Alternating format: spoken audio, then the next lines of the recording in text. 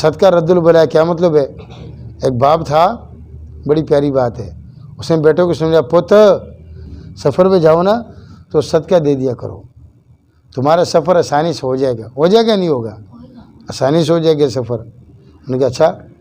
اس کے بعد ایک روٹی تھی کپڑے کے نکر پہ باندھی ہوئی تھی، اور راستے میں گیا تو کوئی فقیر آ گیا، وہ روٹی اس نے اس کو دے دی، کوئی بات نہیں میں پہلے بھی کھاتا رہا ہوں پھر بھی کھا لوں گا، ایک دو دن بھوکا رہے گی نہیں قیامت آتی، پتہ نہیں فقیر کو کتنے دنوں سے نہیں ملی، اس کو دے دی۔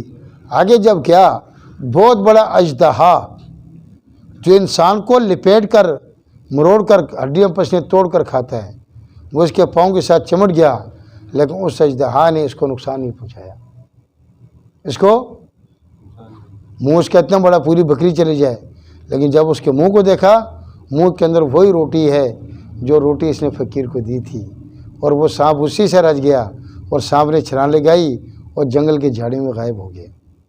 کیا مطلب کہ روٹی دی، اس سے اس کی جان بچ گئی، اس سے اس کی جان بچ گئی۔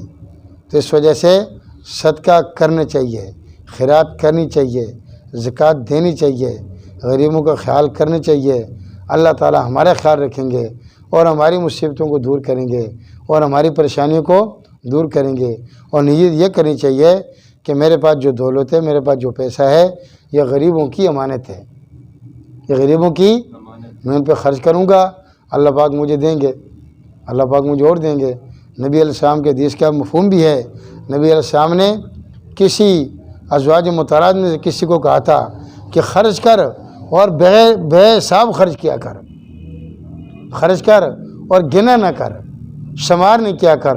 جب تو شمار کر کے خرچ کرے گی اللہ بھی حساب لگائیں گے، جب تو بے حساب خرچ کرے گی اللہ بھی بے حساب عطا کریں گے، اللہ تعالیٰ بھی بے حساب عطا کریں گے۔ تو یتیموں کا خیال، فقیروں کا خیال، مسکینوں کا خیال، نیک لوگوں کا خیال، اللہ تعالیٰ ہمیں سمجھ اور عمل کی توفیق نصیب فرمائے۔